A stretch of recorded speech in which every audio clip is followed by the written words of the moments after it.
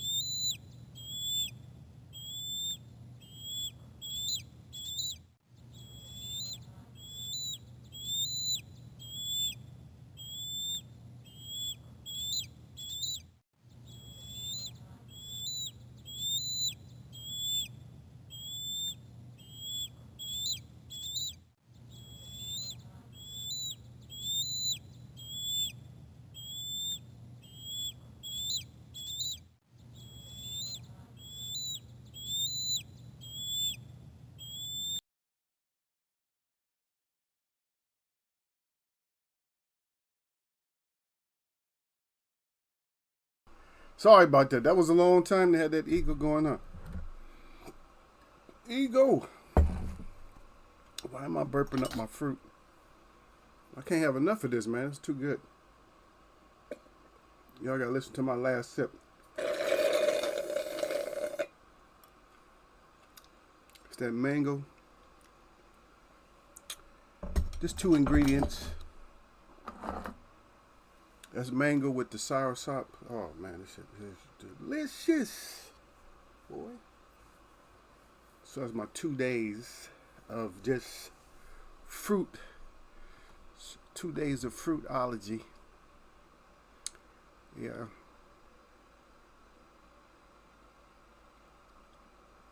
Hmm. So some things to cover again. Of course, I'll be uh, totally. I'll be totally happy when I finally have. I can stop.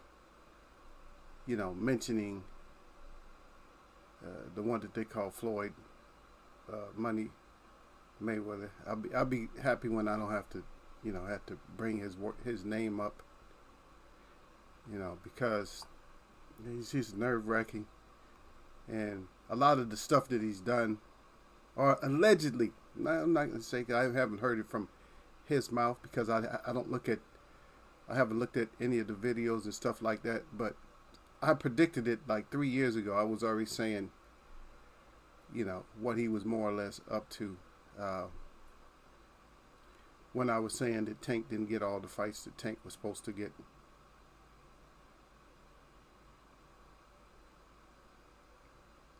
Yeah. And it's just like I said. And it's not because it has nothing to do with me being the person that predicted it. Had nothing to do with that. It's just that a lot of times you can see stuff. If you're smart enough, you can see certain things.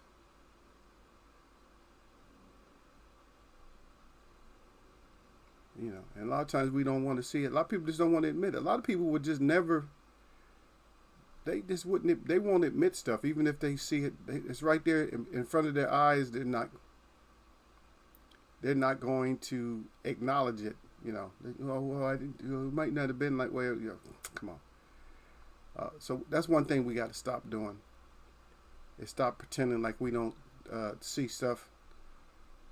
You know, you can have a foresight on certain things, but a lot of people don't want to have the foresight because they always want to believe it's not true. I want to believe it's not true. They want to always believe that something's not true. Well, it's true. If it's true, it's true. Or, matter of fact, you can have your opinion. If you're wrong, then what happens is that if you're wrong about your opinion on something, then you're just wrong. You can always make up for stuff when you're wrong about it. You just make up for it. You know, just stop. You just make up for it. Okay, I was wrong about that. It's okay. So maybe I'll be right about something else.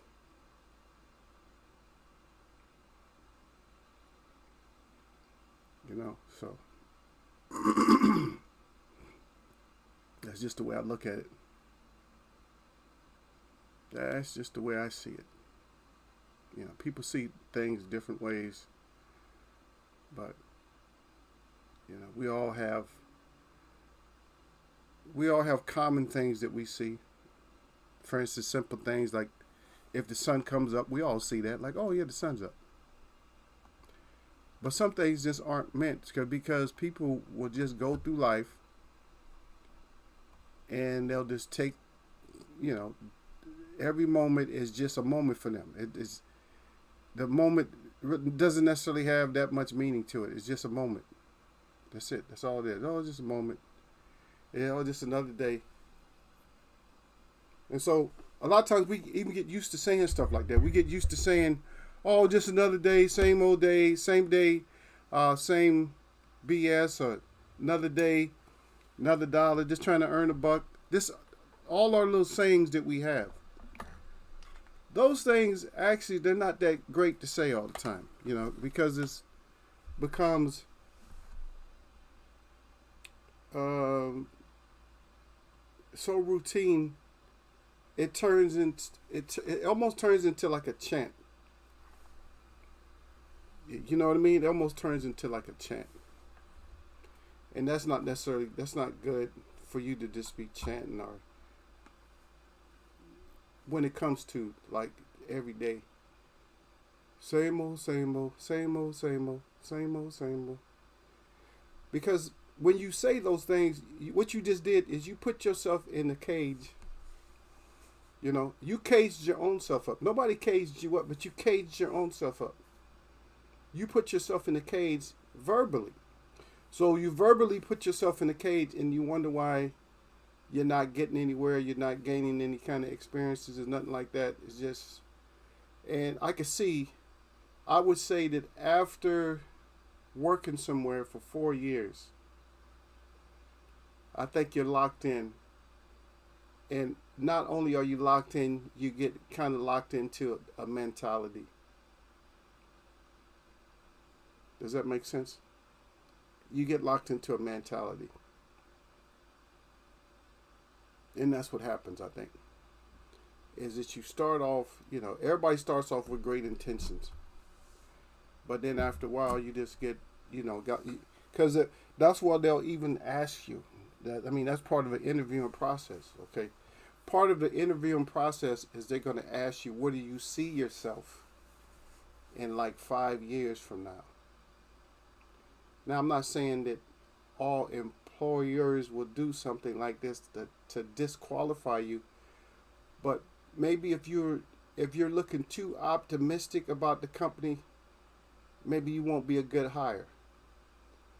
Maybe if you're not looking too far into the future, maybe you won't be a good hire. But if you say something, yeah, well, 5 years, well, hopefully I'll be moving up into assistant manager, maybe managing stuff like that. If you take it as a process, then you'll probably be, you know, you'll make it, but then also you'll also be the one that they look at more as being the person that they want to hire also. You see, some places don't care; they just want your experience, and you know, and they just watch what you do. I like places like that watch what you do, and then put the offer out later on. Like, oh, we got another offer for you. You know, you get this other position and stuff. I'd rather it be like that. I'd rather it be based off of what I did while I'm there. Because people always talk a good game. I've talked a good game getting jobs and then left. Like, shit, I'm out of here. I didn't know it's going to be like that. Like, I've left jobs like, shit, in less than 2 weeks. On more than one occasion. I said, man, I'm out of here. I don't think I even got paid. One of them, I had went through all the training and all that. Supposed to get paid. I didn't even get paid or nothing. I didn't even care. Because they wanted to have a little bit too much. They wanted to have too much say over my personal care of myself. How I dress. They wanted to have a little bit too much. And I was like, nah, we ain't gonna have that much. We'll have some. But we're not gonna have like overabundance. Nothing like that. So that's another thing that you got to take in consideration when as a job, not just a job seeker or a person that's hiring. Also, hold on. Well, I'm not going to standing up. I got to peer out into the emptiness. I got to make sure, man. Shoot, then I got to go down to the. I gotta go down to the little creek. I gotta go down to the creek later because I realized that one part of the creek is up higher. Huh? Because creeks do have to flow down, right? Everything flows down. I wasn't even thinking about that because I'm up on the bridge looking down at the creek, like, oh, okay, the creek is it's high, but it's down there. But then you gotta realize it. At one point, the creek is under the bridge, but at one point the creek is not flowing underneath the bridge. It's actually higher than the bridge somewhere.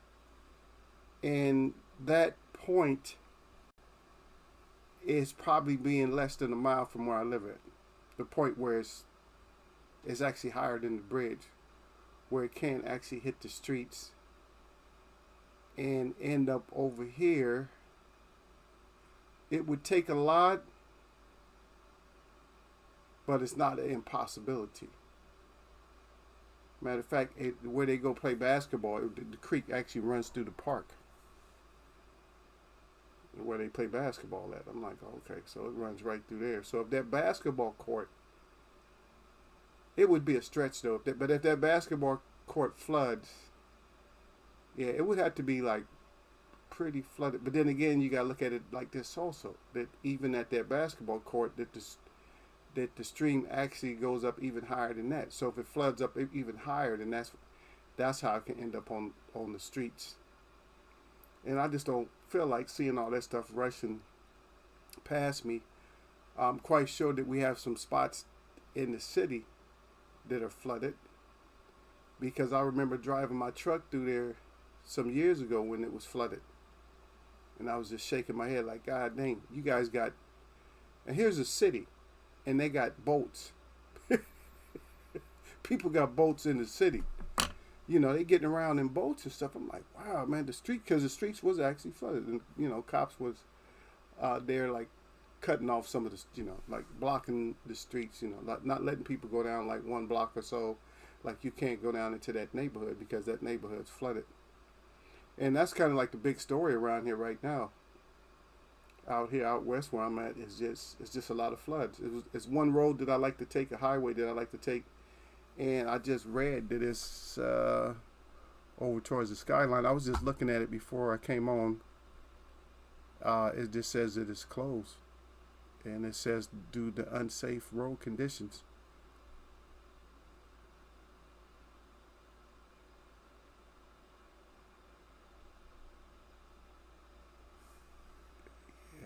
Okay, they just asking about the football games and stuff like that. But yeah. And this is another thing. I don't know if you guys knew about this. Let's check it out. We'll get into boxing. Don't worry about it. We'll talk more about it. But I don't even know how true this is. If it's a true statement or not. But let's check it out.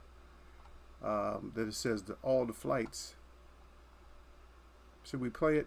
It's news. We can play it, right?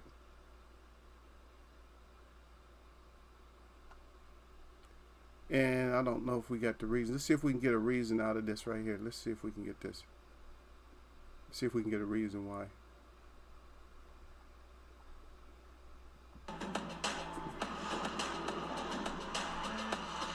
No, that's not it. I'm not gonna. I'll wait till this commercial's over with. Let's see, because this is news, so we can. I mean, you can report news because it's news. Yeah, nobody owns news. Yo, you been? Okay, here we go. It should be on now.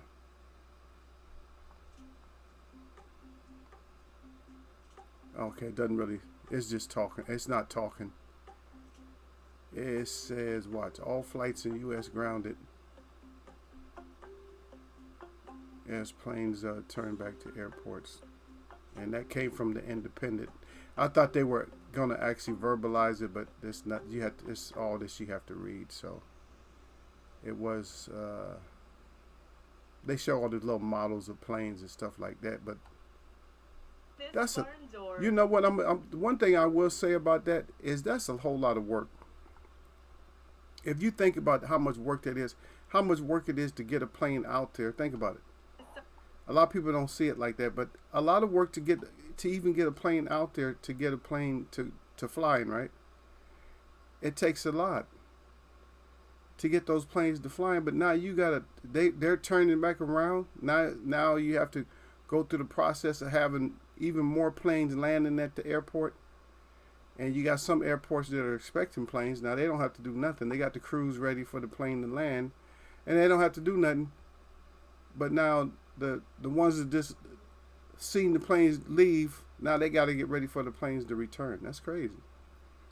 That is crazy, crazy. But that's how we live. It's always something that they have to do. I'm sorry. I say what I want to say. You know, and I know a lot of people don't like it, but that's just what it is. I'm gonna say what I feel like it is, because a lot of these things that happen, I don't look at them the same way as a lot of other people look at them. I don't look at. You might see something that looks ordinary to you. For me, it's unordinary, or I might look at it a certain way, because I don't trust everybody. I don't trust anybody, because I trust, if you want to say trust, I trust people to do what people do. And a lot of times when people do stuff, it's garbage what they do, and it's like, I can't believe that you did that, or I can't believe that you're doing this, or you know. So that's just the way I look at it. And even when it comes to this whole boxing, the boxing perspective from me, I can't speak for nobody else, but the boxing perspective for me, it can be different. You know, it's going to be a little bit different than it is for other people. Because I'm watching all the little plays. You know what? Because you have to, like I said, I got to be more of a psychologist at the same time. When we talk about, you know, boxers and stuff, you got to be like a psychologist, and you got to understand that some of these fighters, a lot of these fighters, they're not psychologically wrapped a certain way. You know, there's something that's really innately wrong with them, but nobody's going to check them on it. Nobody's going to call them on it. Not even me. I'm not going to really say much. I'll put some words out there, but then later on we'll probably discuss it. Like nothing that Floyd Mayweather, nothing he really says, he's not going to surprise me. Probably he's going to surprise other people, because I can see the fronting. You know, you do a lot of fronting, and you want to be as successful for as money as possible, because you want to make sure that you solidify your name. And nobody's name is ever like really solidified. They won't give a shit about you, you know, 10, 20 years after you're gone. Ain't nobody will care. Your kids are not going to carry on your legacy, because they're not fighting or nothing like that. Even if they're successful, nobody cares. If it doesn't involve a whole community of people, nobody cares. There's no folklore to it. If it's just one single individual, yes, you invented something, or you stole an idea, or anything else. If you're like a Tesla, or whoever, you're like an Einstein, people like that will constantly be brought up, and the reason they'll be brought up here is because of what this place has turned into.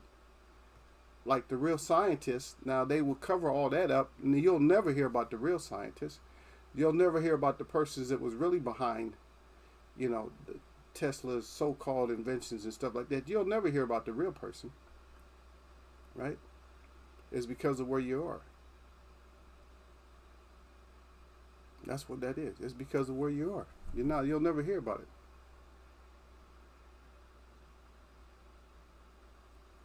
Just like Edison. Edison didn't invent the light bulb.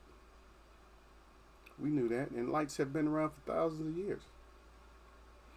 And they knew that. I've been actually thinking to myself, I said, I had to start my own little laboratory. And I have to come up with certain stuff. It's just becoming harder and harder to, once they got rid of this old store and these type of stores, I don't even know if you guys are old enough to even remember, back in probably 2000, I'm going to say maybe 2010 was the last, at least in my area, probably was the last, this store called Radio Shack. And I used to get a lot of my building stuff. When it comes to building electronics, I used to get a lot of the stuff there, a lot of the components there. I mean, that was like a geek superstore, You could find all the little MOSFETs and and gates and all that. You could find all that stuff, all the little stuff that had the OR gates and stuff, that you can find all the transistors there. You can find all the coils and stuff you needed there. Everything, the switches, fuses and the lights, LEDs. You used to be able to find everything that you needed to, put something together that you want. Anything that you want to put together, you'll be able to find it right there. Yeah.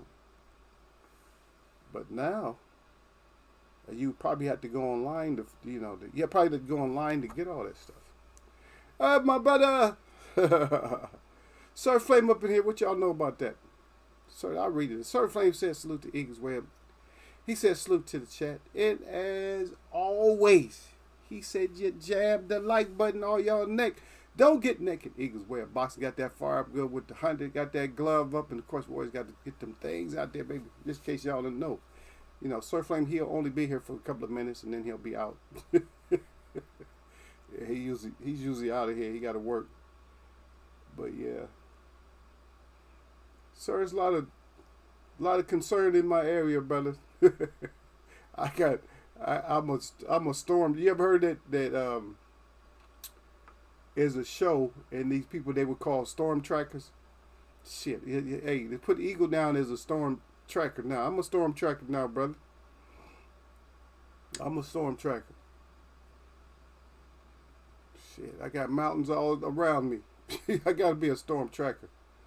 I might be looking at the wrong spot though, cause I know I'm surrounded by creeks and stuff, but the one I'm concerned is like a half a mile away from my house. So I will be venturing down there. No, I said I'm a storm tracker. I got my concerns now, but I'm saying I'm a storm tracker now. No, brother, I'm a storm tracker. We got all this bad weather out here, right, man? I ain't trying to be like, I'm not trying to have that shit like they had, like Hurricane Katrina and the shit they had in Texas. Oh, hell yeah, I'm a storm tracker, brother. I track storms now. I don't just do boxing. I track storms and everything now.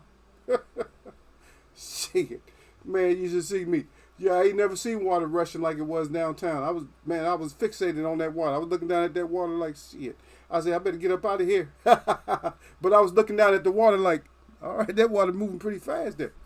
I was putting in my mind, I said, shit, if I fell in that, I might not get up out of that. Or if I do, I'm gonna be beat up time I get out of there. I'm gonna be all beat up. All that old muddy water's flying down. I'm gonna be running into logs and rocks. But yeah. But I got one closer to the house, about a half a mile. But then it goes up into the hills too, though.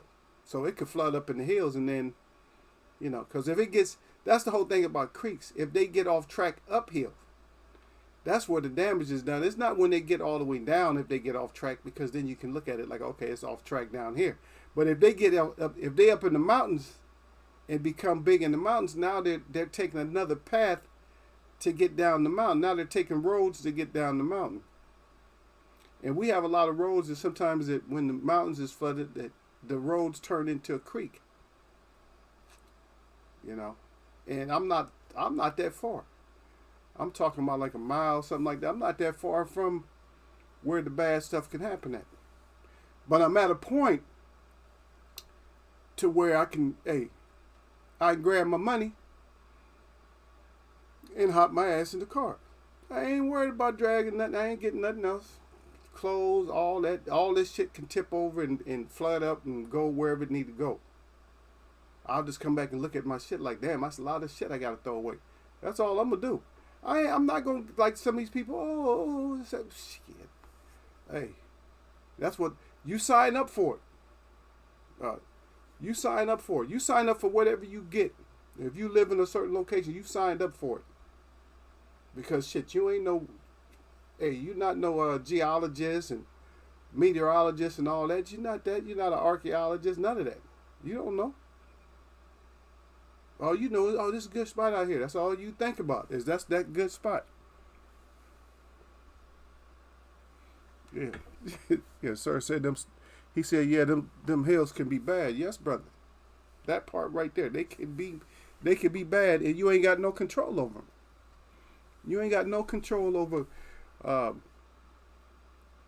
when them rock slides start happening. All them boulders start running down the mountain. Because don't nothing stop a boulder from running, except for when it runs out of that hill. And who's to say it ain't turned perfectly? I watched that that Indiana Jones, brother. Who's to say that boulder don't turn perfectly into a ball and pick up speed and just keep going? It ain't gonna stop until it tear up a couple of buildings. You don't know. But anyway, I like to keep my eyes out, because, like I said, I went into the city, and I drove through the city before when it was flooded, when the whole city was flooded. But now we got so many road closures everywhere. I'm like, damn, how you people getting home? People can't even get home. Some people can you imagine not being able to get home?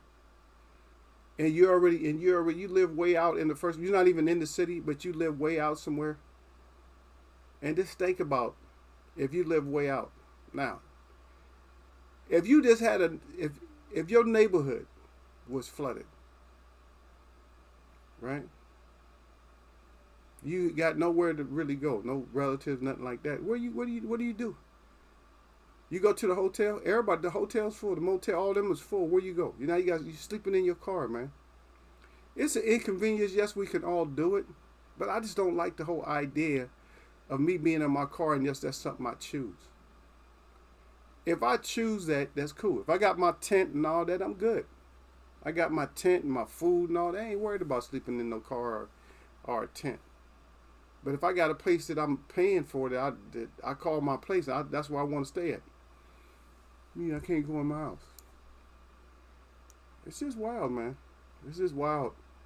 And I've never witnessed this in this area. I've never seen this ever, because this place, I'm supposed to be in one of the driest parts out here. That's why this area is chosen for certain sports teams and stuff like that. Because usually when you have soccer teams and baseball teams, if you don't have an indoor stadium, then you have to have a good climate for that. You got to have a good climate. And so this is supposed to be like that kind of a climate. We usually don't get rain until like April or May, right after probably like, or maybe March, like after the what do you call it, spring, and then we get a little bit of rain. But right now it's like we getting all this rain and stuff. And so yeah, Eagle and turned in. I'm a storm. Like I said, I'm a storm tracker now. Hell yeah, I'm a storm tracker, man. I ain't trying to get caught up.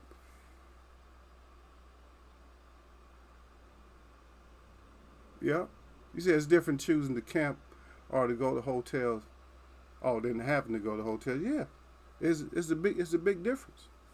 Now, well, I tell you what, if I had my stuff, I wouldn't worry about it. If I had all my camping stuff, I wouldn't worry about that, brother.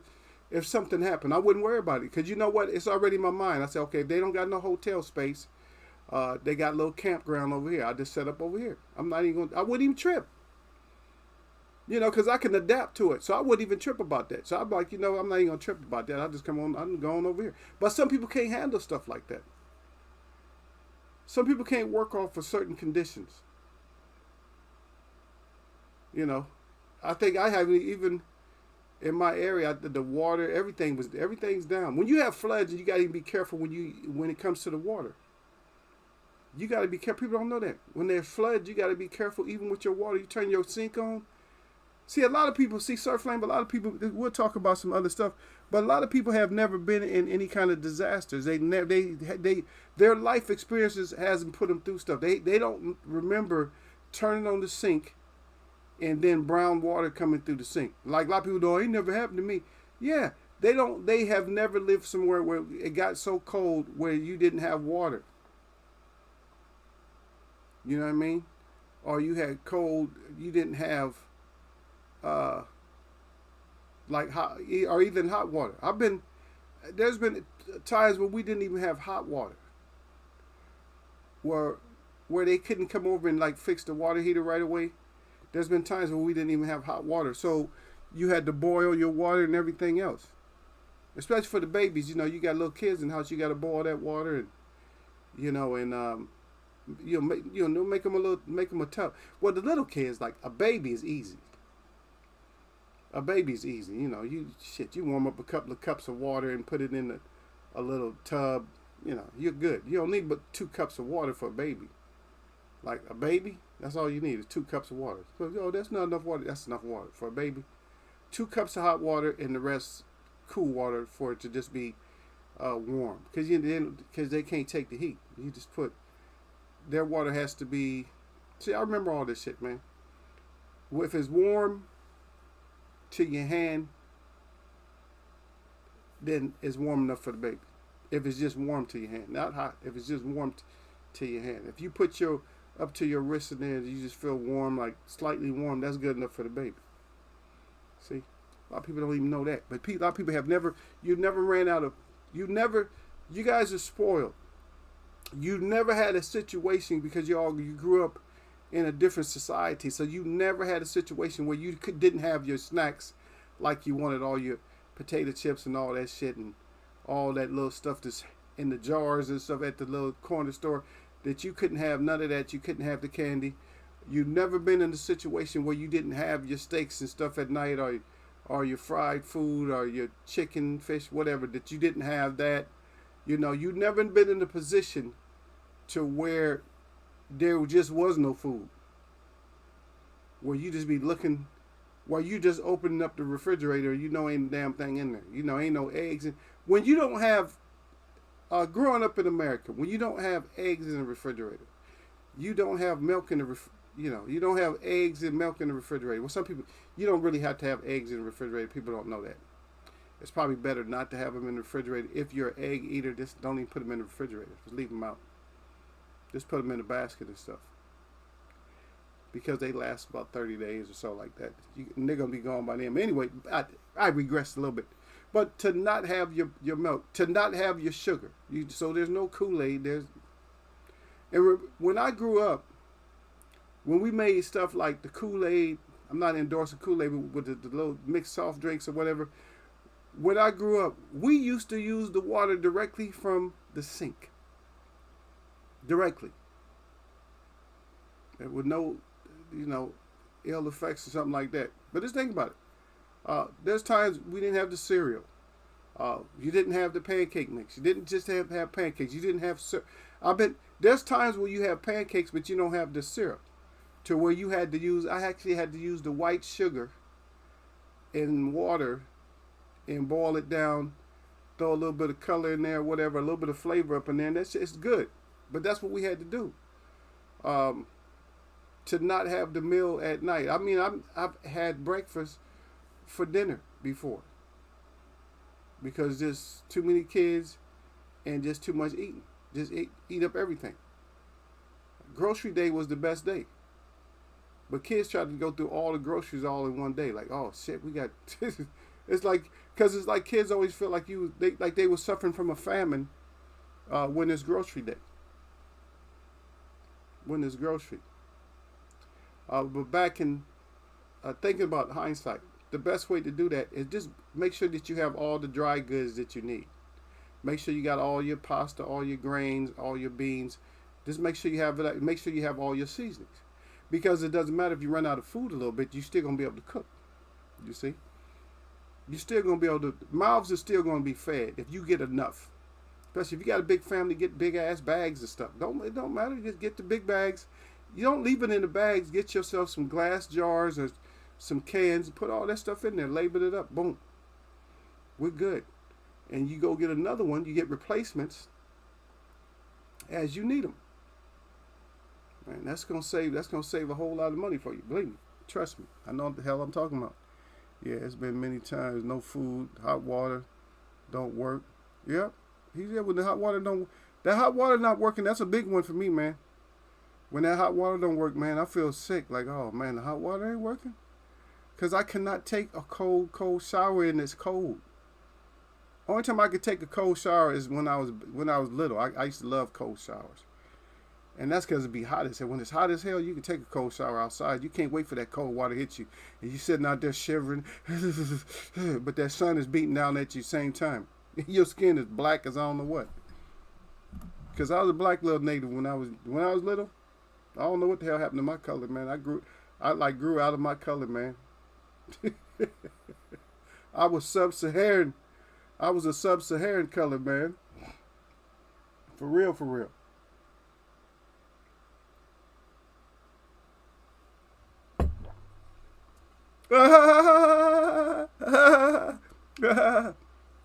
That damn surf flame. Surf flame said, what you know about sugar water? They don't know shit about no sugar water, brother. They don't know nothing about sugar toast. They don't know nothing about sugar bread, syrup bread. They don't know nothing about that syrup. Tell them, sir. Sir know about that syrup bread. What you know about that syrup bread? He said, I drink out the water hose from outside my, okay, many times and no concern. Yeah. Now you got to be careful. You can't drink. See, that surf flame brings it up the point, man, because we used to be. And all this conversation started because we're all flooding. And you never know what's going to happen. I'm flooding right now. And I'm broadcasting and telling you guys. But to be honest, yesterday, I didn't know if I was going to be able to come on today. I didn't know if I was going to be able to come on because we had a power outage too. But I don't want to sound like a conspiracy theorist. And people will probably think, oh, he a conspiracy theorist. Well, maybe I am. But I know one thing. I heard a kind of a loud noise and we lost our power. But guess what? You get that loud noise even when they shut stuff down. If you got a big enough switch and you got enough power backing down, it's going to make some noise. Think about it. When lightning strikes and it quits, do you hear thunder? After that power stop, like the lightning come down, like you hear the lightning. But what does it sound like when it stops? When that last part of lightning like hits the ground or hits the sky, you hear that big boom, right? So same thing when they cut off the electricity. I think they cut it off because that they kind of made a mistake because they cut it off. About a couple of seconds later, it came on and then went off. I'm like, that's some bullshit. They upgrading and doing something, and I'm sorry, I'm a conspiracy theorist. If you want to call that, because I guess that's what I guess that's what I'm gonna be, sir. Is I'm gonna be a conspiracy theorist right now because I know that shit has to be true. And somebody get mad if they want to do it. Eagles always conspiracy theory. Man, please. I don't trust these people. Hell to the no. If you seen the footage up north, you seen the footage up in San Francisco where the homeless people or certain people that was getting flooded out that city, which they might not have showed everywhere. Somebody got mad at me. Not mad, said, you into that conspiracy. I said, no. I said, I know I've been out into the wilderness enough to know that if it's not a hot spring, but if it's not a geyser,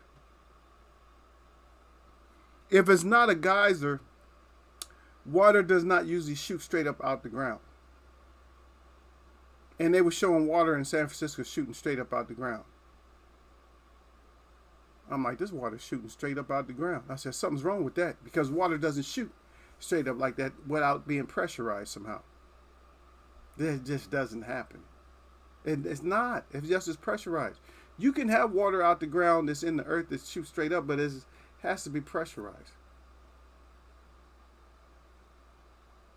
People get mad. No, man's not. Man, please. I know a lot more from this observation than you would think that a person should know. I know a lot more from observation. Trust when I say that. Now, the reason I was so we talk about the boxing a little bit. So, Sir Flame, I told you guys years ago, and my concern was with Tank and with Floyd. And I said that Floyd had kind of he was like he had the envy over Tank, and I knew it. You could kind of tell. You can kind of tell because at first he never let him shine. Always wanted to talk for him, stuff like that. Just let me talk right now, and you'll get your chance when you get a little bit older. But if this is true, and this was supposed to have been on hundreds of thousands of people that had seen this, but there was supposed to be like his quote, which I don't know if this is his real quote, but it says surpass me. Those are only 2 words. But when it comes to him, that's all I really need, brother, is I need those 2 words, surpass me. I knew it. It's like, that's why you suppressed that brother. You suppressed him because you never wanted him to hit your level when it came, and if you never wanted him to hit your level when it came to your record of, of being undefeated. But guess what? He could still be undefeated. And guess what? All the stuff that you done, the new heads, they don't know you. Guess what? They all know Tank. So Tank don't need to go 50-0. Tank can still go 30-something-0 and still surpass you. Only thing you would have is just more fights. That's what you see, brother. You don't think through things.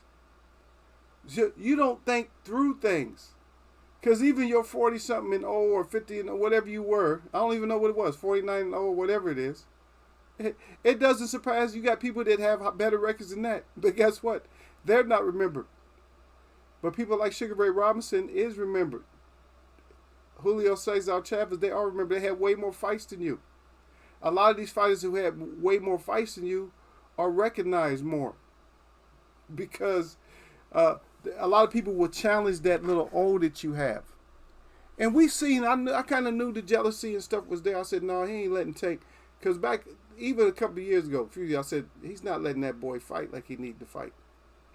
I say, Tank need to fight. And now Tank is talking about hanging it up. We're going to miss Tank. He talking about beating up like 3 more people and then hanging it up. He done did his job. And he's kind of right. There's nobody else to beat up. He don't need to beat up Lomachenko. He's going to knock the shit out. He's going to knock Lomachenko's ass out. Stop it. he would have always knocked out Lomachenko. It just wasn't no big. It wasn't that big of a deal.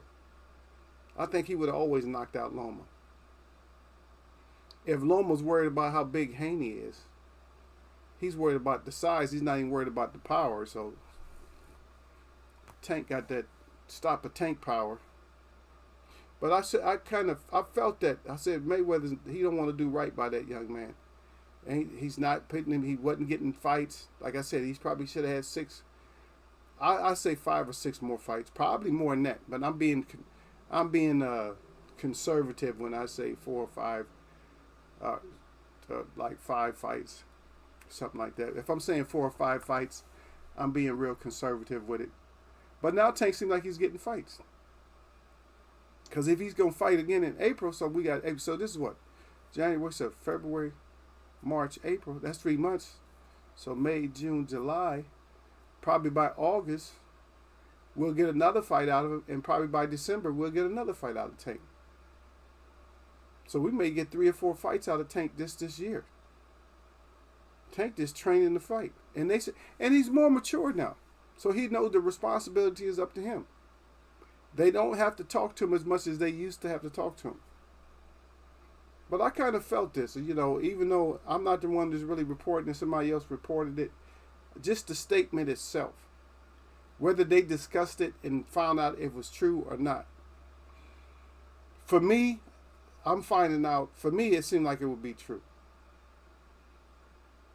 I'm just saying, for me, it seemed like that would be a true statement because of I'm quite sure that there seems like there's some kind of jealousy.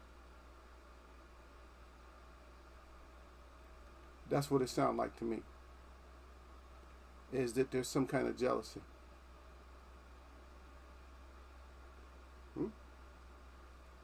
Now, a lot of people will disagree, and I might have 2 or 3 people that agree with me. But for me, that's what I see. I just see that there's some kind of jealousy. It's like, I don't want somebody to overtake me.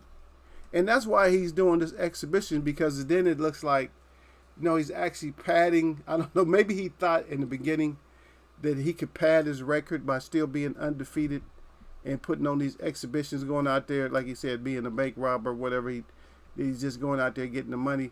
But he's also doing it because his fanboys will say, oh, yeah, he also got these other fights. These weren't sanctioned fights, but he also has these. So really, technically, he knows that people will say stupid shit. Like, technically, he's like 53-0 or 50. That's what they know. He knows that. You know what I mean? And that's with me giving him, a little. I'm giving him more. I'm saying he has more on the ball than, I probably should say. Because maybe he doesn't know that. But I can see the point. And for me, I can see that was probably one of the reasons that I would think that it's a true statement. One of the reasons I think it's a true statement is because I've thought this years ago. I've seen it. When I seen the inactivity, when I was watching the inactivity of Tank, then I was thinking, you know what? This guy, he don't want nobody to shine. He don't want nobody to so-called outshine him. And some other news that I'm hearing that Earl is supposed to fight Keith at 154. It's just out there. That was from, it's a small time channel, I suppose. I don't know how small it is, but anyway, it says that's box or die. I don't care about telling somebody where I at least saw the words, but that's that. Yeah. But then again, it's a little stamp on there with Earl saying, I guess Earl tweeted, he said when I never said I'm fighting you. So maybe he is. Maybe we can go get the fight. Maybe we'll find out what exactly Earl is into.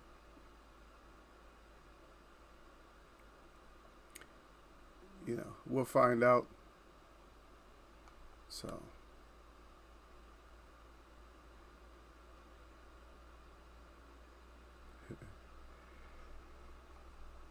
and hopefully we're going to get some fights. We're going to get some fights that we need.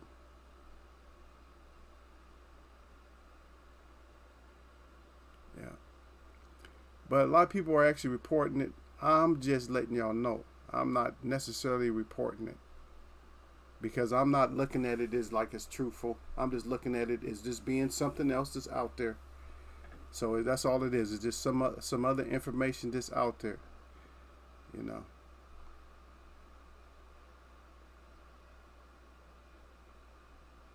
That's all I can say. Is that a lot of this stuff is out there. A lot of things with the Eddie Hearns. A lot of people. I mean, I'm not going to put Eddie Hearns underneath the bus and say that he's racist and all that other stuff, because Eddie Hearns is a businessman. I think he's just he's really stupid when it comes to certain things. It has nothing to do with him being so articulate, especially when there's so many other people. It's not like, oh, he's so articulate versus other people, to where he can call other people, where he can say other people are not articulate. You know what I mean? Like when he's speaking about Tank, that he's saying that, the Tank is not very smart, not very articulate and stuff like that. It's just that has nothing to do with racism. That's hate. Some people just have a certain like low key hate in them, and a lot of times what we do is we misread it. We misread a lot of stuff into thinking that it's hate, that it's racism, and sometimes we think it's hate. A lot of times it's hate. Dang, why am I itchy nose? What itchy nose mean? Does it mean you gonna get money? Itchy hand means money. What does itchy nose mean? Mean somebody all in my business? Yeah, somebody probably all in my business talking about me right now. Yeah. But like I said a lot of times before, is that the boxers don't have to be the most articulate people on the earth. They don't have to be the most articulate. As long as they get to voice what they need to say to us, that's all we need. What you got to say about a champ? Back in the day, all you want to do is have the champ say, what it was. What you gonna do, champ? I'm knocking his ass out. That's all. Hey, that's all we want to hear, champ. All we want to know is if you knocking his ass out. I'm knocking that motherfucker out. That's all we want to know. I don't care. We're not about to give him no kind of spelling bee against these little 11-year-olds that can outspell anybody. Shut your ass up, Derek. Derek talking about I'm late. No, you late, Derek. But we don't care nothing about that. We don't care. The champ does not have to be the most articulate. He should have a little bit articulability to him, but he don't have to be the most articulate. But salute to Derek. Come on here talking about I'm late.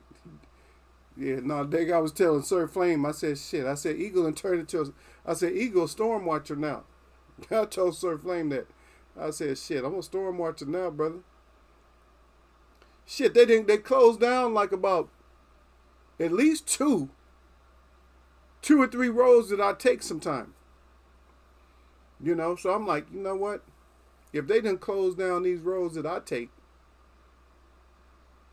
I'm like, okay, you closing down roads that I take. I said, it's time for my ass to turn into a storm watcher. No, I went into the city, so I'm downtown, and I'm looking at the creek. And it don't look like no creek. That shit is rushing. That shit is like rushing waters. I'm like, oh, shit, like a amusement park ride. And I'm looking close, and it's actually up over the side, because they have a bike trail down there, a paved, because it's in the city, so you have a paved bike trail down there. And the water's running up over the paved bike trail. See, but what you're not thinking about is that's low level when you're in the city. But that water had to come from somewhere. So it comes from up in the hill. Oh, no, my God, itchy nose. So it comes from up in the hills. And so you got to think, wait a minute, what if that water, what if it spreads out above the hill first and it doesn't take this path down here? It might take a road to go into my house or something. I got a good drain out there though, so that shit, a lot of that water is gonna go down in that drain. Enough, just long enough for me to escape, get the hell up out of here. But yeah, I'll be out there in another hour or two, brother. Another couple of hours. I'll be out there driving over the bridge, looking at that water just to make sure. You damn right. I ain't stupid, man. Some people just stay at home. The weather's bad to stay at home. No. You stay at home when the weather's bad and you live on top of the mountain. If you're the top house on top of the mountain, then you don't have to worry about the weather. Because you're going to be dry faster than anybody anyway. Because all the water's just going past you and it's hitting everybody else. But if you're at the bottom of the mountain, shit, you better try to look out. Some trees come, before you know it, trees are coming down. There's a tree down outside the house. And it didn't do a lot of damage. It broke, from what I saw, it was an SUV out there. And so his windshield is smashed. And how much power does it take for to knock a mirror off your car from the top? Like to knock the whole mirror off. And so he got hit pretty hard and probably got some dents in it too. Itchy nose. Somebody's talking shit about me there. I got itchy nose.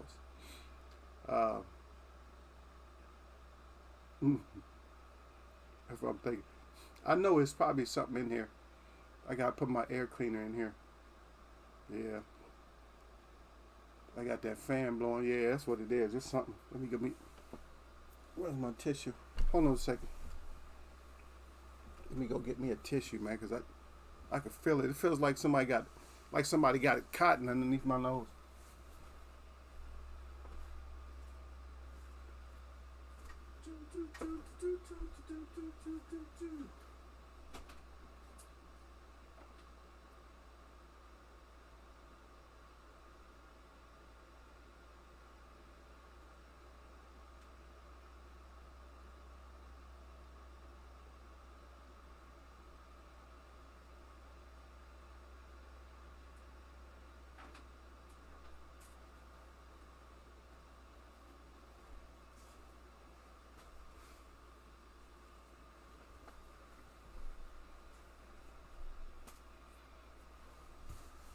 Yeah, that's one of the worst feelings to me, man, is like something in your face, like, God damn, like feathers or something. Yeah, we used to have them pillow fights when I was little, man, and some of those pillows, I came from the old school pillows, man. Y'all wasn't born yet. Y'all like 18. I don't know how old y'all is. Y'all like 20 years old, but y'all don't remember that shit. We used to have pillows that could knock you. You could knock a person out with a pillow when I grew up.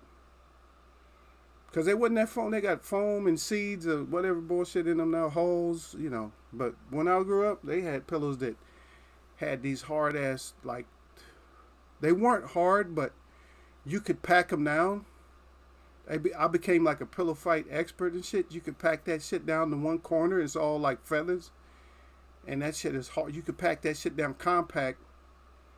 And so when your little sister and your little cousins, they come over messing with you with them pillows, they start trying to have a pillow fight, you already knew, because you wrap that shit around your wrist. I used to have two of them. I used them like gloves, like, I'd be uppercutting your shit and swinging. I wouldn't lose my shit. So girls are dumb. Not all girls. I'm just saying when you're growing up, they were dumb. Because they take a pillow and they use both hands to fight you with like this. It's not going to work that way. You be tearing their ass up when they try to fight you like that. You uppercutting them like... The childhood flashbacks. Brought to you by Eagles Web. And Eagles Web Boxing, yep. They put the salute out there. He said, yeah, all those storms are coming to cap. Yeah, man, I don't even know what it is with all these storms, man. Yep. Derek said, yeah, them old pillows. Yeah, them old pillows will tear your ass up. Man, you'll knock somebody out with an old pillow, brother. Derek, you'll knock somebody's ass out. Man, I don't see what it is that's bothering my nose. I still don't see it. I just because I had the window open not too long ago. We figured the rain would have held all that shit down, but I can't stand like certain dust. God dang. Yeah, but I'll reiterate it a little bit because I was talking about Floyd. Remember I said this like a few years ago, Derek? I said Floyd didn't want a tank to shine. And this is supposed to be a quote from him. It was supposed to be a quote. It's just a couple of words, but it's supposed to be a quote from him. It says, he says, surpass me. All he worries about, see, that's one thing I don't like about Floyd. Floyd, you was a good champ, but now you're starting to, you know what, for me, Floyd, at one point, to be honest, at one point I had Floyd like up here. But now Floyd is starting to, you know, I said up here, but, you know, up a little bit. Closer to the top. So I would say at least top 10, 15. I used to have him up in there. But now his scale, he's starting to go down. The more things that come out of his mouth, the more he starts going down.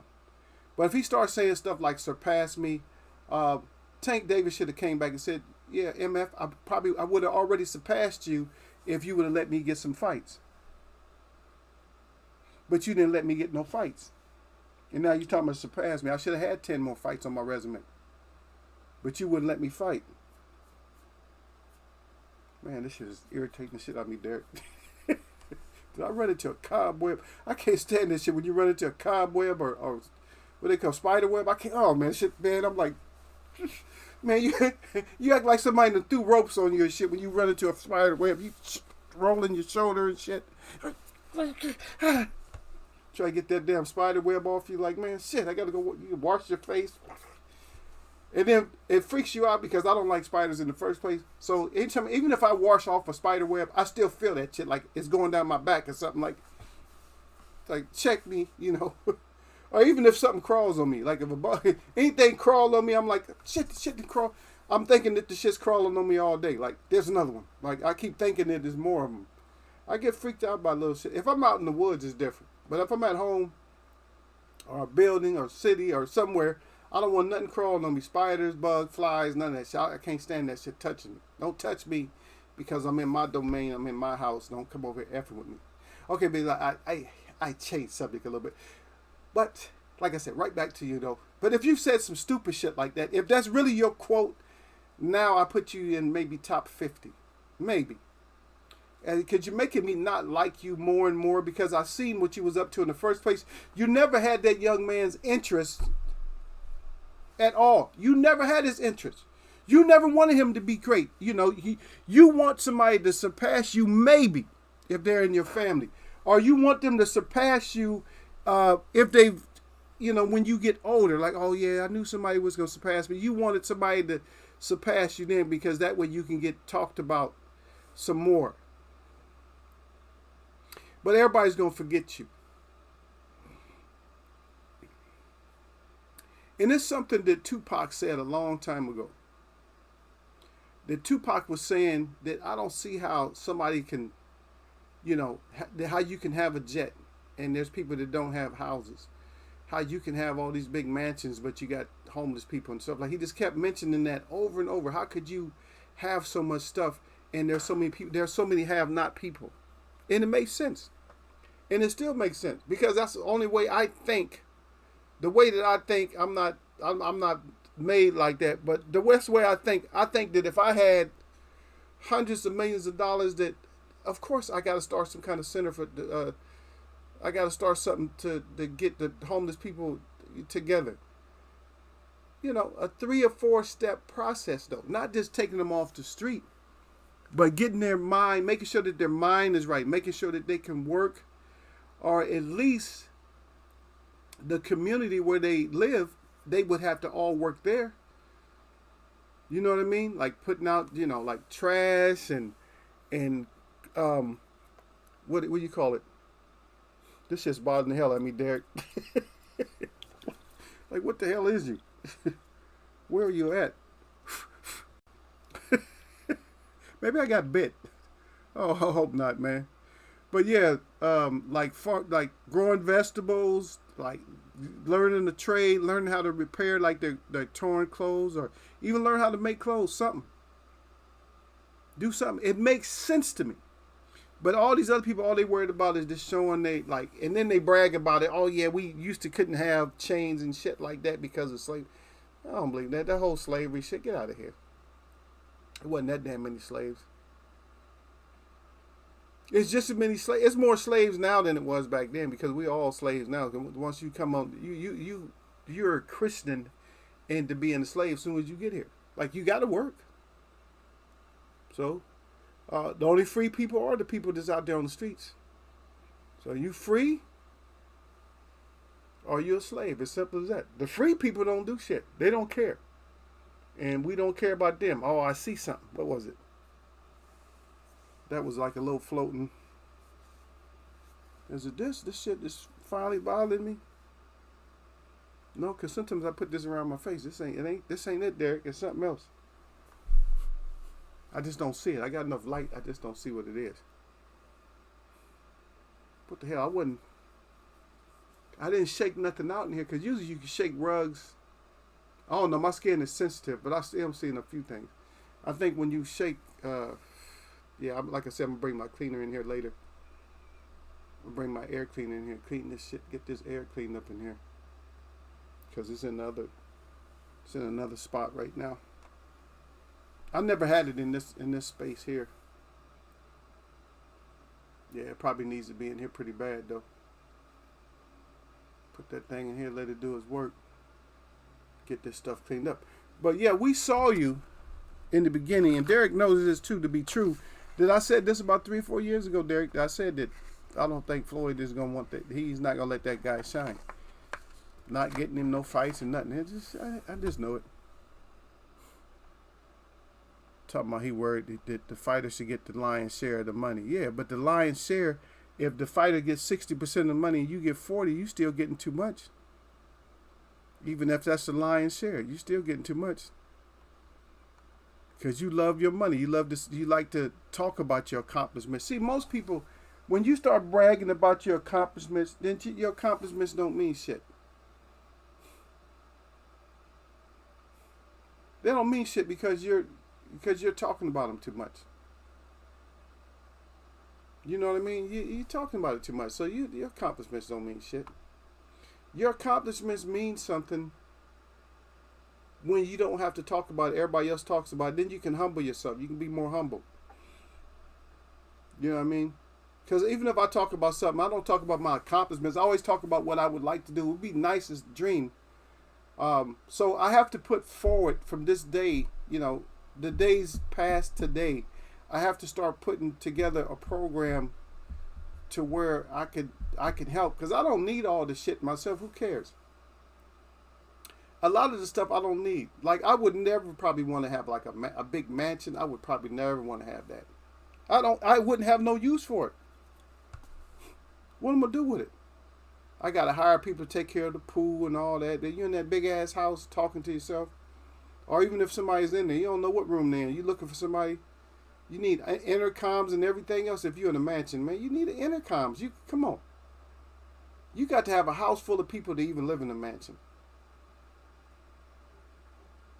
And I'm quite sure that even Floyd is noticing that shit now. If he ain't got all of his people around, if he's the only one in his mansion, just him.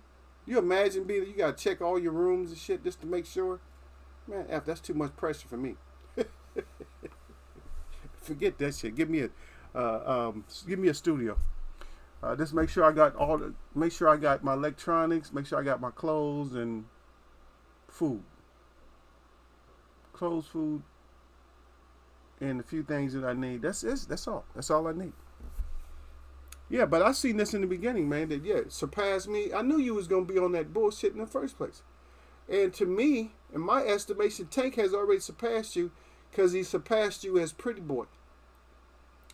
As Pretty Boy, that's when all your knockouts stopped. When you start having all these other names until you finished with Money.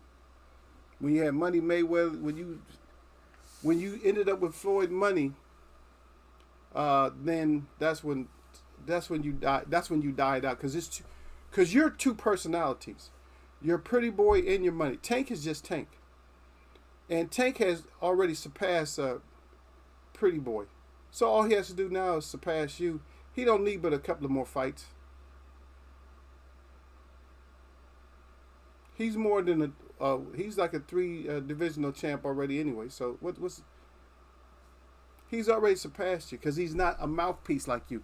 Because you're a mouthpiece more than what you should be. Because like I said earlier, that fighters don't need to be articulate, but you need to shut your ass up because you're not just, it's not that you're not articulate, because I think you do articulate in a certain way. It's you're slow as F when it comes to your speech. When it comes to your speech, you're slow as I don't know what.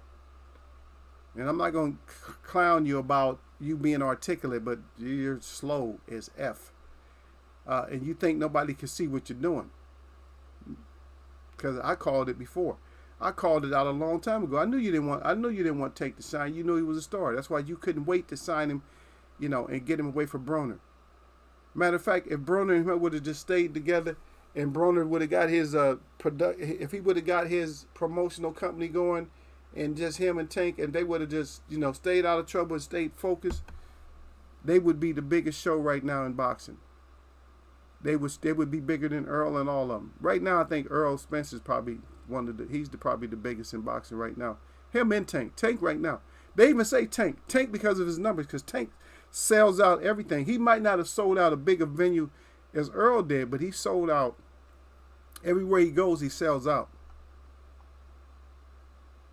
And the only reason you sold out, and Derek got a lot of yeps down there. He said, "Yep." Derek said, "Yep, right, yep." He said, "That's the truth." And the only reason you sold out is because you had both sides weighed out. You know what I mean? Because you had your haters and then you had the people that liked you. But you probably had more haters. 19,000. Yeah, he was 18th. Because first he was 18,000 something when he was in B-More. And then he sold out. I think he sold out to Barclay, right? He sold out Barclay. Everywhere he goes, he sells out. Right? But most of the people are going to see Tank win. The Mexican people, a lot of the Mexican people that really hate other races, they are the ones that they root against you. They bet against you. Even people like Ryan Garcia, of course. He wants to fight you, but he bet against you first. Why wouldn't you be wanting to bet for a guy that you feel like you want to fight next? Why would you be betting that a guy loses, but you're going to fight him? That don't even make sense. So that's a whole nother level. You guys are on different levels, and you can say, "Oh no, it's not like that, Eagle." You can contact me, and you can give me your side of the story. But for me, I look at it for what it is. I see that a lot of people are fighting. We have in Eagles Web Boxing, we got white fighters that we like. We got Mexican fighters that we like. We got Puerto Rican fighters that we like. We got Dominican Republic fighters that we like. We got African fighters that we like. We got Brazilian fighters that we like. We got Argentinian fighters that we like. We got everybody in here. We may even have Canadian fighters and English fighters in here that we like. Because we are talking about boxing. If we get on something else and we start talking about nationality and all that, it's different. Because you could still be my brother and not be my brother. I don't care about that either. What I want is, for me, is this is what I even tell people. I try to teach people. I say, what you want around you, you want people to have the same, you want people to have things in common with you. It's like a relationship. You want people to have a common ideas with you. Like if they tell you something like, "Oh yeah, I would be down with that, man. That sounds good, brother." Then yeah, that's the kind of person you want in your corner. You don't want somebody that look like you, but everything that you say they're against it. Like, "Oh no, that ain't gonna work." They'll mess around and get you hurt or something else. But if you got people that's looking the same, people got the same vision.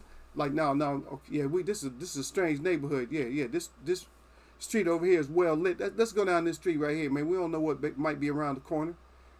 Even though that's a shortcut, we ain't going down that dark ass alley. Even though it's 4 of us, we ain't trying to go down there. We just go the long way, man. I ain't never been through here.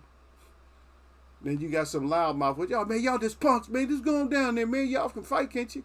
Yeah, but we clean. We not coming here. We ain't come. That's not why we came here. We didn't come here for that. If we got to throw down, we gonna throw down.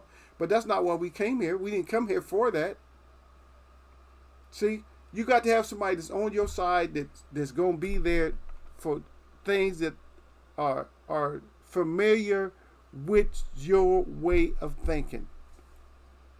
And I bring this up all the time. People just don't get it. I bring the same thing up all the time. I said, look, get with people that have the same kind of thought process that you have. Stop messing with people if they don't have the same type of thought process. Because at one time in this, you are the new leader.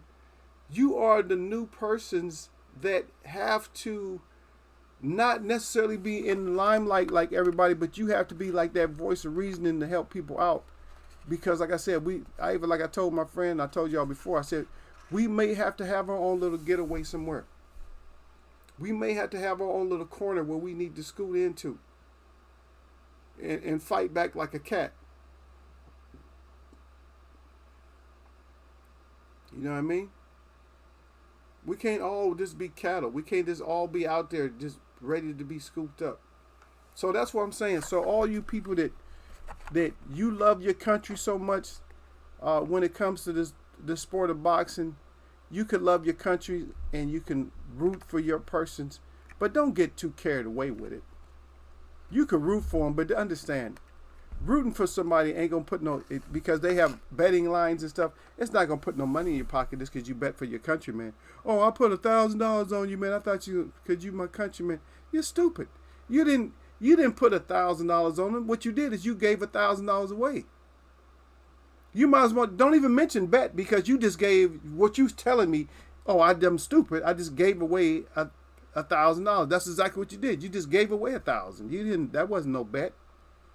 So that's what I'm saying when it comes to anything. When it comes to this type of sports or something like that, it's good to go for your whole country. Like I would say for the World Cup and stuff like that. Of course, if you guys making it, yeah, go for your country. Don't go for, oh man, my team didn't win. But some people are so smart when it comes to sports that they still have a team that's outside their country or outside their state. It's just like even with the Dallas Cowboys. There's a lot of people in New York that root for the Dallas Cowboys. There's a lot of people in California that root for the Dallas Cowboys. All over the place. There's just a lot of people. And then some people get so hateful and mad, they call them cowgirls and everything else, but it don't matter. They still got a following. They still got, the Jacksonville Jaguars, think about it. Who you think got the biggest following between them and the Cowboys? Come on. It's just that's just how things worked out. When it comes to team and team sports. But when you're individual like that, when it's individual, I would say my estimation is for you to just cautious yourself. Don't get too crazy with it. If you got $1,000 just to give away, you could have bet me, because I would have took your $1,000 on a fight like that. I would have just took your $1,000 and went and spent it. I wouldn't even have worried about it. I would have had your $1,000, to give you in my hand, but I would have spent yours on something like, let me go and spend this extra $1,000. Because to me, I'm looking at your $1,000 as an extra $1,000 for me to just go spend on something. Oh shit, I appreciate you, man, for giving me $1,000. I'm not looking at you as betting me. I'm looking at you as giving me $1,000 for no reason. Like, oh shit, you gave me $1,000. Oh shit, I've been wanting to buy these shoes and this new stereo or whatever. I've been wanting to buy that. So shit, let me go and get that. So I've been wanting to get this little XM radio system, and I could pay for the 3 years of subscription for that, all for you, because I would never pay for it. So that's what I don't really think. He said, I don't think Ryan really wanted to fight Tank. I don't think Ryan really want to fight Tank. I don't think Ryan really want to fight Tank. Okay, Derek, you said it enough times. Okay, I would think that Ryan might be a little bit full of shit, but we'll see. We'll see. He act like he really want him. Jake Paul is saying that Ryan's going to knock him out in one round and stuff like that. And Tank just came back with a great comeback. He said that they asked him what he thought about Jake Paul. He said he's just a big clown. He said Ryan, he said just a baby clown. He said I don't even know why we still talking. He said we should be just getting ready. He said, just get ready for it. There ain't no, we don't need to keep all this talking like him, like Shakur Stevenson. Don't even fight at 135 and acting like he want all the smoke. Y'all need to stop it. That's cap. I'm going to call it cap because if you guys ain't signing no contract, it's cap. Whether you think you're going to beat him or not. Because I'll tell you what, Tank is going to knock that smile off your face is what's going to happen. Because that's what he knocks the smile off everybody's face. If you see everybody smiling before Tank's fight, what do they look like afterwards? With the exception of Cruz. Cruz might have been the only one that was still smiling after the fight. Anybody else that fought Tank was not smiling after the fight. Think about it. There's nobody was smiling after a fight with Tank. Just like Tyson Fury with Wilder. He's the only one that actually can smile after a Wilder fight. There's certain people you can't smile after you fight them. That's one thing we gotta start looking at. Who smiles the most after certain fights? Like you can still smile after fighting this. Certain fighters you ain't gonna smile. They'll knock the smile off you. They'll knock your abilities to smile off your ass. Yeah, I know, ego sick. Not like that, but I am. I would say that yes. We are the champions, my friend. Do. And that's another thing also that Tank said too, though. That Tank said that Jake Paul and Ryan are more or less, building up, and trying to take the glory away from what a fighter just did. See, nobody's going to Ryan's fight. Like, Tank is not going to Ryan's fights giving a shit about Ryan like that. You understand? He's just not. He's not going and giving a shit about what Ryan just did. But Ryan and everybody else seem like everybody's there. If you look at the celebrity that was at the Tank fight, there was a lot of people there at that damn Tank fight. Matter of fact, was it Cruz? Oh, I think the Raleigh fight. I think the Raleigh fight had brought out way more stars than anybody. The Raleigh fight brought out all kinds of stars. But this last Tank fight, there was a lot of stars because people was itching and waiting for Tank to come out. There's a lot of stars at this fight. A lot of fighters, too. Matter of fact, it was the first time, I believe it was the first time that Derek James actually went to go see Tank. He said he wanted to see Tank in person. Because Derek James never seen Tank in person fight. Because Derek James, from what I understand, is he said he don't really watch fights. Only when it's about time for one of his fighters, if they got to fight somebody, then he'll go back and look at it. It's just not, when you train boxers all day long, you don't want to complicate things and mess your mind up thinking about what other fighters do too much. But I understand what he's saying. He said that he went in there, he wanted to just see the fight. He wasn't going in there to critique, like even when he went to go see Boots and stuff, he wasn't going there to critique Boots. He said he just went there with an open mind. He just went there like as a boxing fan. And that's how you got to go. Like us, a lot of times we analyze stuff because we put bets out there, even if there's money on them or not. We put things out there because we feel like, okay, we know the answers of how this fight is going to get this shit done. But just like I said, after the Boots fights, I said they wasn't ready for no 12-rounders. It's good to get them 12 rounds off, but they wasn't ready for it. They wasn't expecting. It was something that they was totally not expecting. They wasn't expecting that fight to go the way that it went. They was not. They can trick some of y'all into thinking that they was ready for anything to happen. No, they wasn't. You wasn't ready for anything to happen. You thought somebody's going to run into some shots and be out. That's why you was talking that shit about how spectacular you was going to be. And we listened to you before and after. So the pre-fight hype, I listened to that, and the post-fight, I listened to that shit too. But the thing is you painted the picture for us. If you paint a picture for us and you say one thing and you don't do it, then guess what? I'm holding you accountable for your words. You could hold me accountable for my words, because my words is like, I'm going to talk shit about you or I'm going to talk shit for you, whether you win, lose, or draw. In here, anybody can get it. So at least what I'm saying, well, you be like, oh yeah, Eagle right though, you going to get it. So it's going to be one way or another. You're going to come in here, you're going to get it. But back to that whole Floyd thing. That Floyd, you full of shit. I knew you was up to no good. Oh, just to pass what I did, do what I did, blah blah blah blah, make the money I made. Oh, I can't stand that bragging type of little dude like that. That's why I'm glad that Mike Tyson was frying you that one time. He said that you just a little scared guy. You can't even walk the streets without a company with bodyguards and everything else. You can't. I mean, it's like, dude, come on, stop it. You ain't no vicious animal or nothing like that. You're not vicious like that, man. Stop it. You put up that. I mean, your numbers say one thing, but the rest of your actions don't speak the volumes for your numbers. It's like you need to silence your shit down a little bit. But I felt like I told Derek in before. I felt that you was gonna pull some bullshit. Yeah, but that's just like out of the credibility, but also the celebrity of Tank. He's trying to run and trying to get his life and his spark going off of the celebrity of Tank Davis. Same thing with Jake Paul. He knows he's starting to phase out a little bit because he's running hot, but he is kind of phasing out. He want to do too much. I heard he even want to play. Now he wants to play professional football or something. I don't know who's gonna give him a chance. He's gonna get used. He's gonna end up getting hurt out there if he even tries to play professional football. At least I hear something like that. Hector said he thought it was a good game until he felt this power. Yeah, he was. In my estimation, he was fighting really good. From what I saw, and I went over the fight a few times and just slowed it down and looked at certain stuff, like I always do. You know me, I'm gonna look at stuff like closely. That's how, like I said, when we talk about that whole fight with Errol Spence, I always bring this up. Errol Spence versus Kell Brook.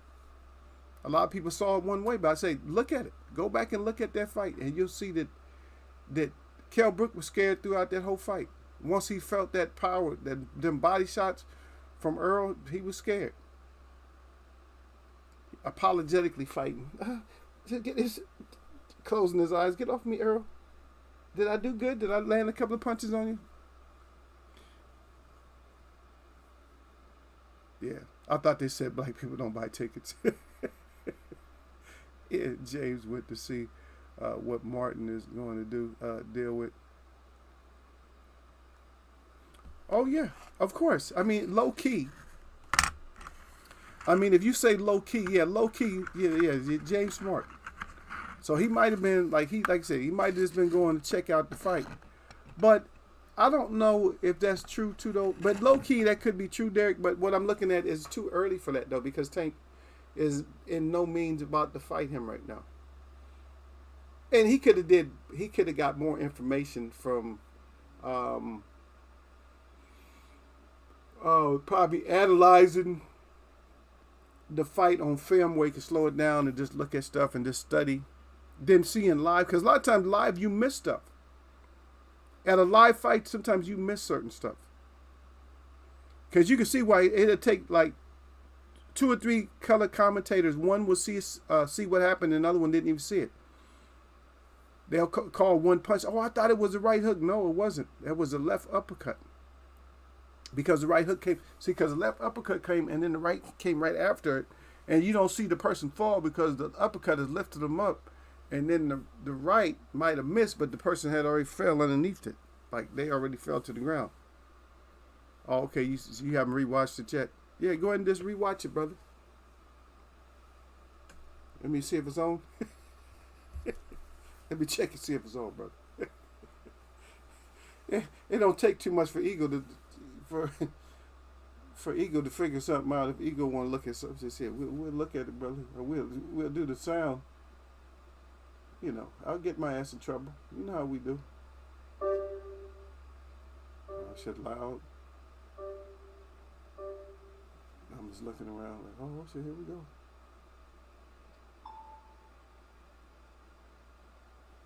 Let's see. See if we watch it. Yeah, it's just crazy, man. That shit finally calmed down a little bit. My nose finally calmed down.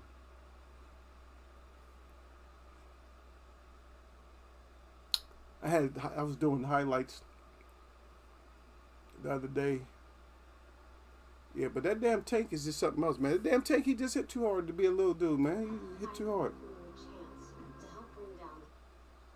I want Tank to hit me one day. I'm crazy. I want Tank to, you know. You don't think I'm playing? I do. I want to get in there and feel that little guy's power. Mess around and crack me upside my head and something. I said, no, man, this body shots, man. He mess around and crack me upside my head or something. Oh, man, take half ego all hurt. I'm like, shit, I even know, like, a little dude like this can... I'm like, I didn't even know a little dude like this can hurt me like that. I'm just looking around. See, but a lot of people, this is what a lot of people forgot, and probably even including myself, is that we kind of forgot. Well, we talked about it so long. That's crazy because I end up forgetting, Derek. We talked about this so long that I forgot.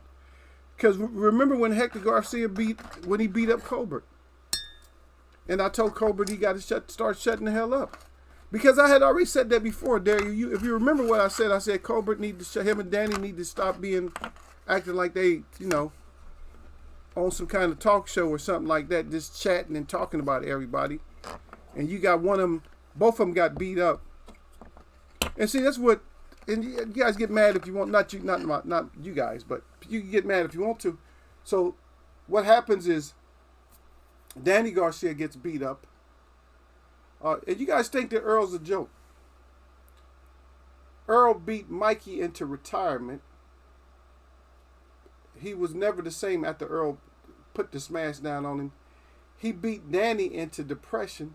See, nobody's talking about all this shit. Earl beat people into depression and everything else. He beat Ugas out of the game. Ugas probably can't fight no more. I don't know. Maybe he stay out a couple of years and he can work his way back up, but I don't know. Or maybe he's cool. Maybe he can get back. Cracking his ribs and eyes, and Earl just beats body parts out of you, and people just ain't seeing that. Earl beats the hell out of you. People say he don't hit hard, but he's cracking everything in your body. He's hitting you hard enough to tear shit up. See? And there's not a lot of people like that. Like Deontay Wilder does that to people. He just hurts people so bad. Tank does that. Tank hurts you bad. Even Raleigh's not going to be the same. He act like he's going to be the same. He's not going to be the same after fighting Tank. Hector might not be the same. But then again, he could be because that was just a shot above the... so it was a shot right on the temporalis up here. And so that can stop some blood flow, but it's not necessarily that detrimental to what to the what I'm saying. The after effects might not be as devastating. It's not as devastating as like somebody really catch you like right on the temple, like bam, like at the lower part, or right back here, to where you know that your neck is cracked at the same time you shifted the atlas bones around in your neck and your shit just. It's a little bit different. Or the uppercut. When somebody knocks your brain up into the skull, that's a lot of damage because you might have bruising on top or side. It all depends. It depends on the shock trauma of the brain itself.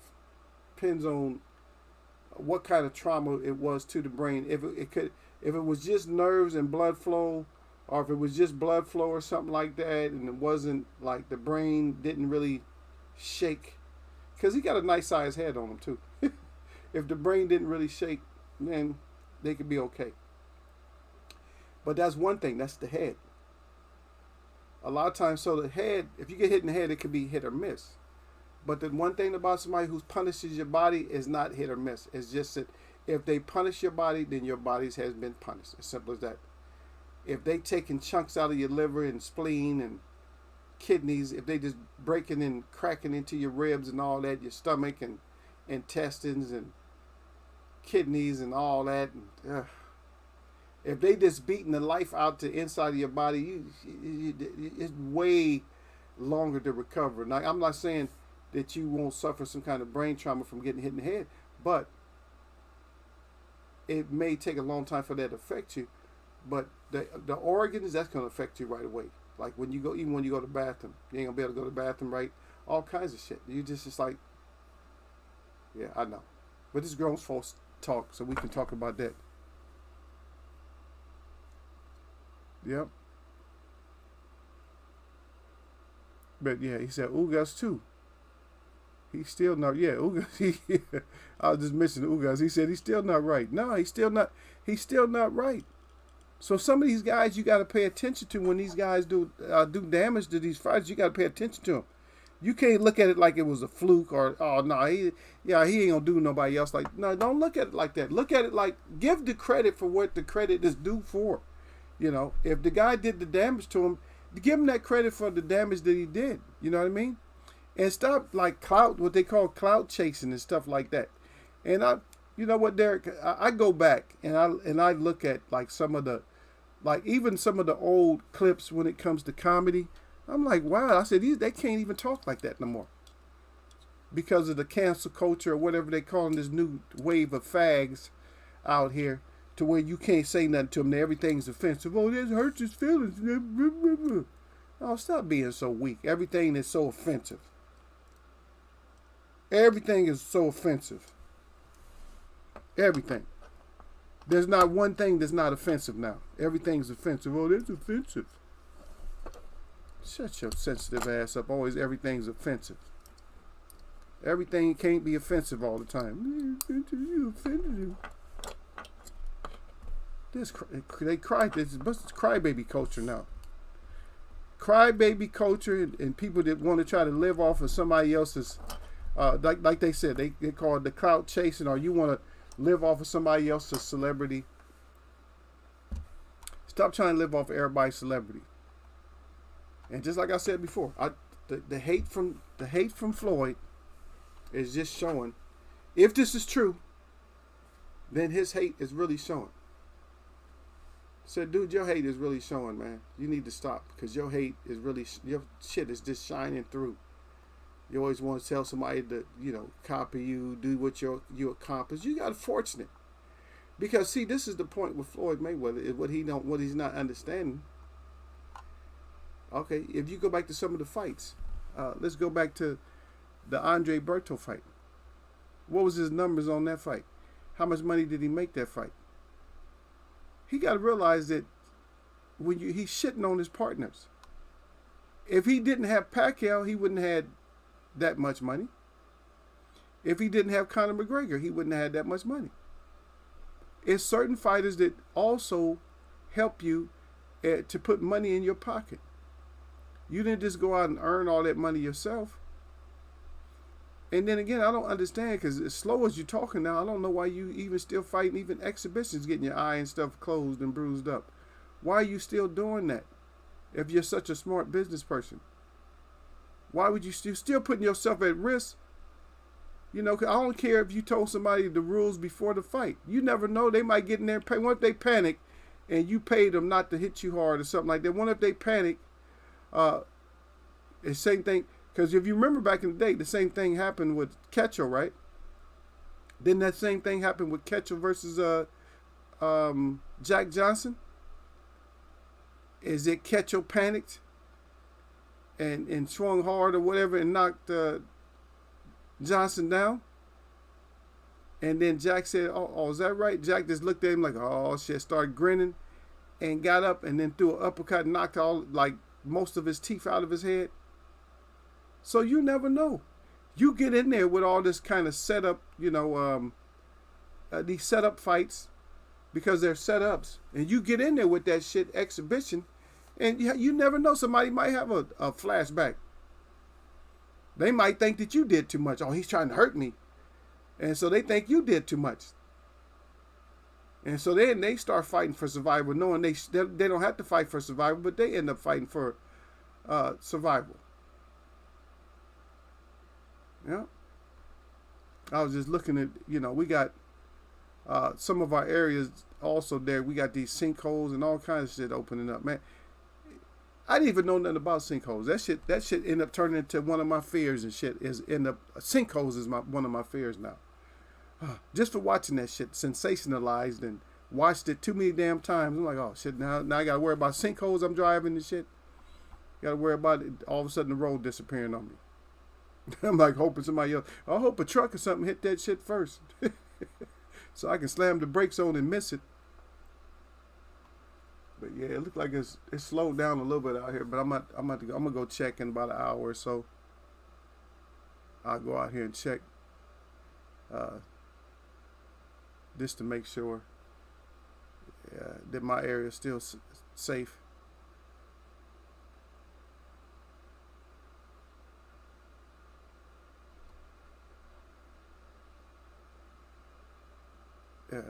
Oh wow.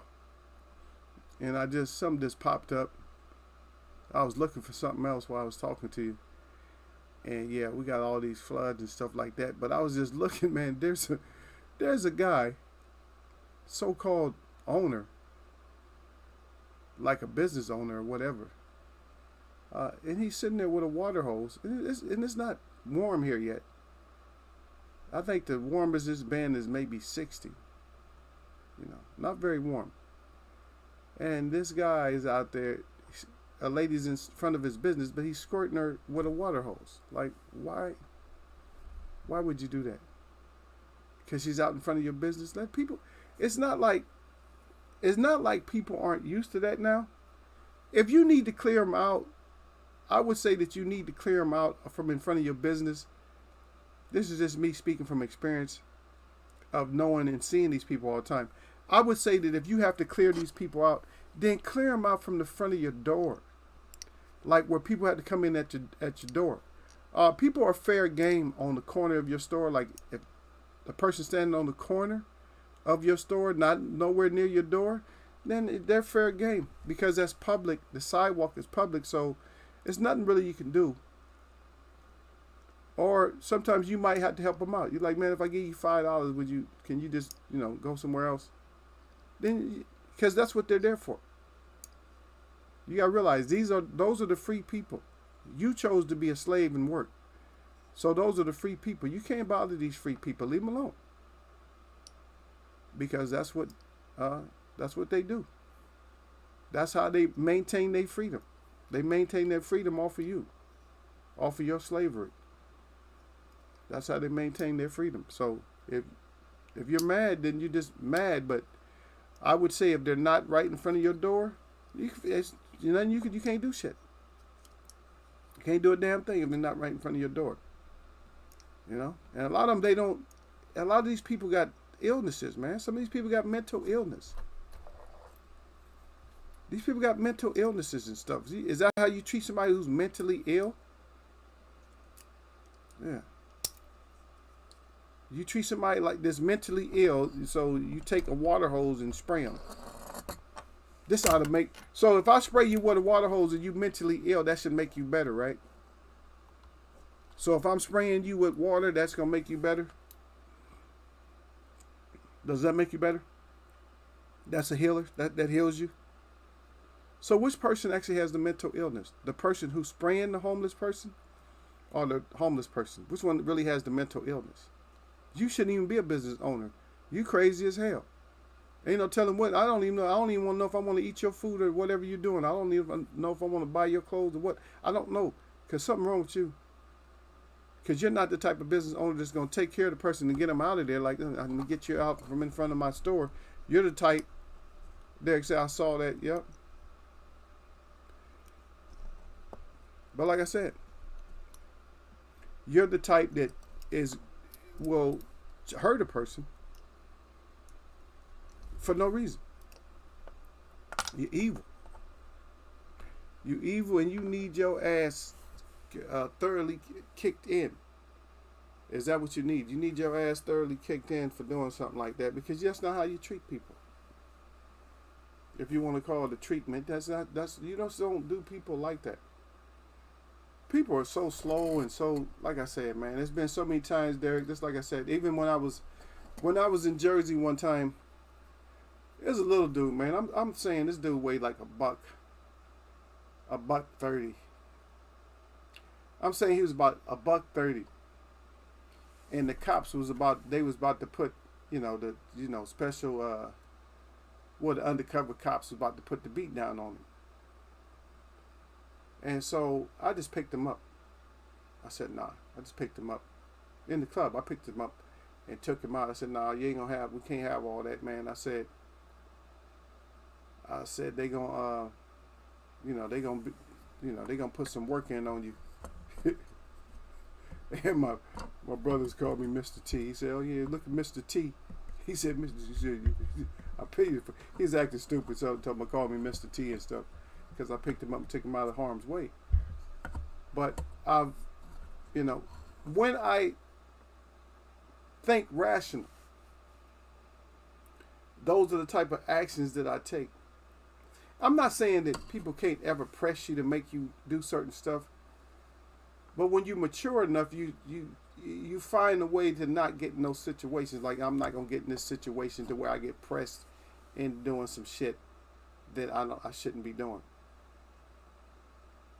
And that's more or less how you want to do. But a lot of people, they get in these altercations with the cops and stuff like that. Just talk to them. Just talk to them. You got to calm the cop now. When they talk about you seem like you nervous or something. Like, yeah, I'm nervous if you nervous. I said, if you calm, I'm calm. If your hand is not on your gun, then I'm all right. But if you got your hand on your gun, talking about that I seem like I'm nervous. Yeah, I'm nervous because you got your hand on your gun. And y'all shoot people. Of course I'm nervous. I'm not really nervous. I'm I'm like wondering what you about to do. Like, are you feared and scared and shit? If you a scaredy cat, you don't want to escalate, But I got a bad mouth a lot of times when I talk to authorities. Because I might call them chicken ass or something. You got a lot of chicken in your blood and stuff. I tell them, hey, you scary. I don't even know why you pulling over people that you scared of. Damn shame. You start shaking your head like, it's a damn shame that you pulling over people that you scared of. Stop pulling over people when you scared of them. You should have pulled over some old lady or old man. Stop pulling over somebody that you look at and you're gonna have a little bit of fear in your system. Stop it. Tell them, Derek, pull over somebody else. Pull over Derek Bailey.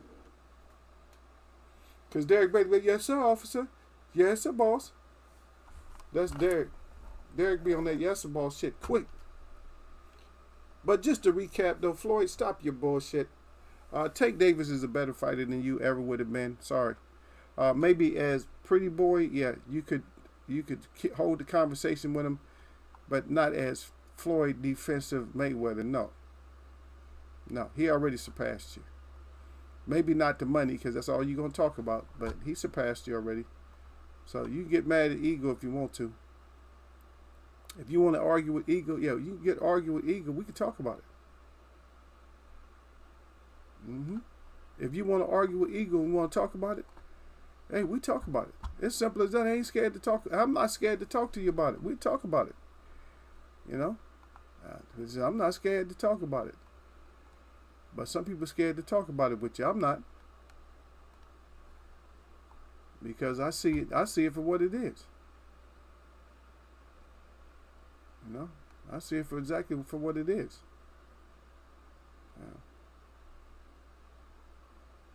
Yep. But let's get it done. And stop coming up with all the, stop coming up with all this bullshit that nobody really cares about. It's just that you're still trying to, see, the thing about it is he's still trying to have that big following and stuff. He's still trying to have that real big following. And it ain't gonna work. It's not working out for you. Because you don't know how to present yourself on new media. Now you can do old school interviews and old media interviews, but nobody cares about you when it comes to like new media like that. Sorry. I know it's something you probably didn't want to hear, but that's just what it is. You have to learn how to talk. You got to learn the lingo and all that. Get people interested in you, and then you can do it. But if you don't get people interested in you, then you can just forget it. Just cancel that. Just cancel all that other shit. But leave these fighters alone. Leave Tank alone. He's not with you no more. and we knew that you was gonna pull some bullshit. Derek said, "Not me." Shit. Derek, though Derek is Mr. Compliant. Yes, sir, officer. I saw him right down there. He was down the street right there. I could take you over to the scene. Derek taking people over to the scene. I could take you to the scene. It was right over here. Right over yonder. A few feet. There we go. 15 feet over there. 2 steps this way. Hop and skip up here. And it was right here. That's where we was at.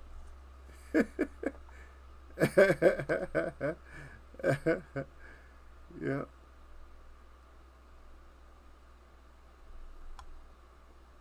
Yeah. Yeah. But I see it. But I noticed one thing, though. This is one thing I noticed. Is that I think it has to be truthful. A lot of people are trying to build their celebrity off of Tank's fights and stuff like that. Even you, Gary Russell Jr. That, you have to have a lot to say. And I know that even a lot of D was agreeing that you should be able to say something. I'm not saying you shouldn't be able to say nothing, but why did you wait until his fight to say something? How come you didn't wait until after his fight? Why let his let his diamond shine for a while, and then you can chime in? Why chime in right away? Huh?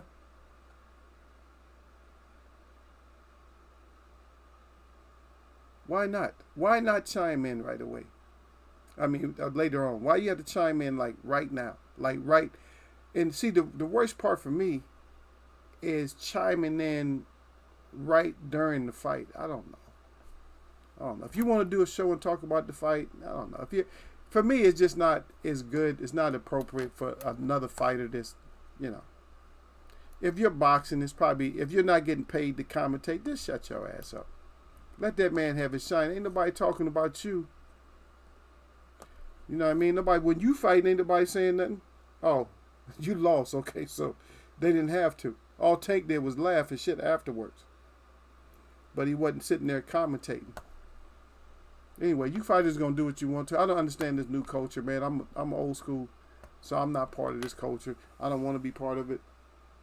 I mean, I don't mind helping them and growing a little bit with them, but I just don't want to be a part of the same type of culture. Yeah. But we'll talk more Friday, man. We'll talk more about it. Because I didn't really get into everybody, like the Haney's and all that, the Shakur. I didn't really get into everybody. Because a lot of my focus was on that damn Floyd Mayweather and his bullshit. And, of course, I had to do my update in my area over here. Because I do got to go out there and check my area, man. I'm not trying to get trapped. I'm not trying to get flooded out.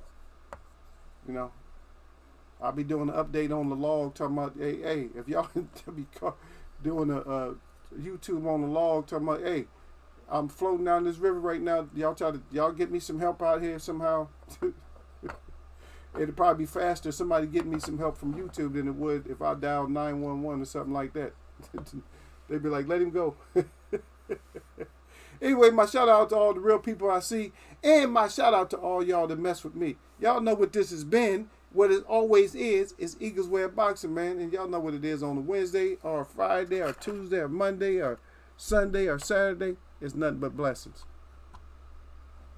That's right there. I'm going to catch y'all, man. Let me put it up. My brother Derek need to get here a little bit earlier. He be getting here late. And Sir Flame probably had to go back to work, man. Sorry about that.